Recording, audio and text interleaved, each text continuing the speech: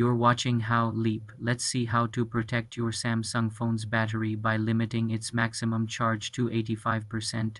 Open your phone's settings app, scroll down and tap on Battery and Device Care. Next, tap on Battery. Now tap on More Battery Settings. In this menu, you will find the option Protect Battery.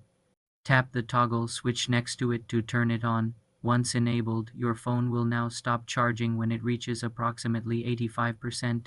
You will see a small shield icon on the battery indicator when it is plugged in and has reached this limit.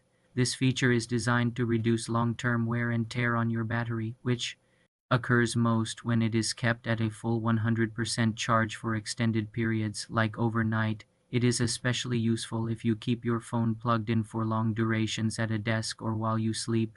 You can turn this feature off at any time by following the same steps and toggling Protect Battery off, allowing your phone to charge fully to 100% again when you need maximum battery life for a long day away from a charger. For more simple device care and optimization tutorials, subscribe to the channel.